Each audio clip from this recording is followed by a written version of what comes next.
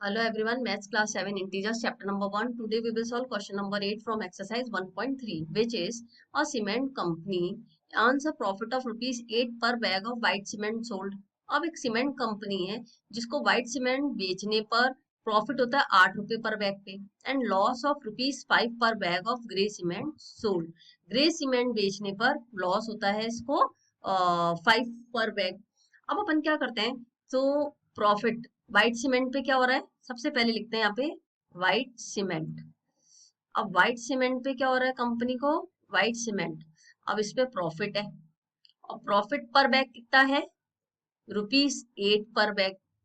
और grey cement पे क्या हो रहा है, लॉस. ग्रे सीमेंट इस पे है लॉस.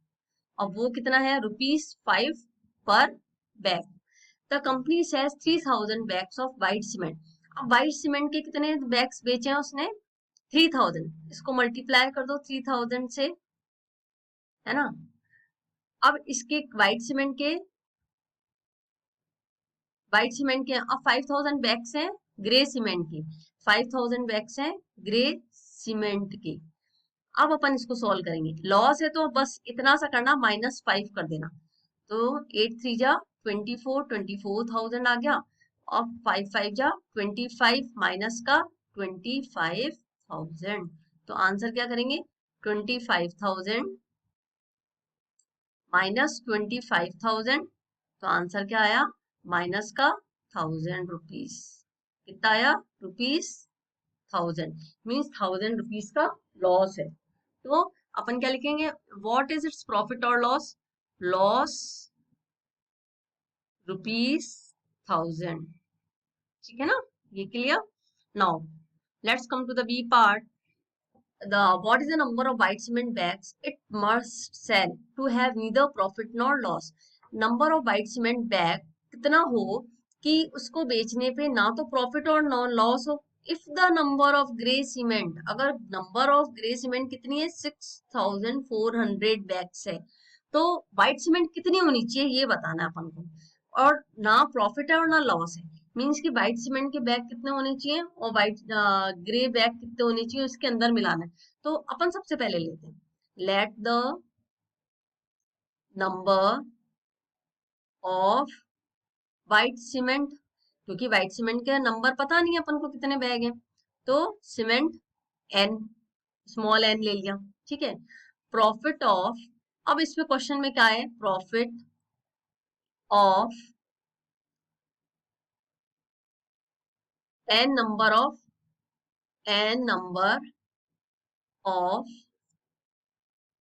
ना प्रॉफिट ना loss, number of white cement sold इतनी बेची गई है ना. N number of white cement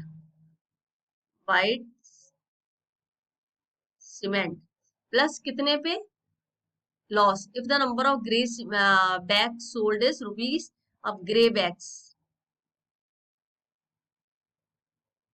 grey bags sold number है वो कितने के बराबर है, 0 के बराबर. मींस कि यहाँ एन है और यहाँ ग्रे बैग्स का कितना दे रखा है, 6400. ठीक है. अब एन के अंदर किससे मल्टीप्लाई करें, क्योंकि व्हाइट सीमेंट के प्रॉफिट है वो कितना है, 8 है, तो 8 से मल्टीप्लाई कर दो. 6400 को किससे मल्टीप्लाई करें, क्योंकि लॉस है तो -5 से करें. क्योंकि इस पे क्या है, the number of grey cement bag sold इतने में बेची लेकिन लॉस में थी, वो इक्वल्स टू 0. तो अब ये इसकी इक्वेशन बनी 8n माइनस 5 4 जा 20 और कैरी 2 5 से 30 32,000 है ना, इक्वल्स टू 0. अब ये क्या होगा, 8n इक्वल्स टू 32,000 इधर आ जाएगा, माइनस का साइन है, इक्वल्स टू साइन के इधर आएगा तो प्लस का हो जाएगा. अब n और नीचे n के पास में जो भी वैल्यू होती है उसको डिवाइड में चली जाती है.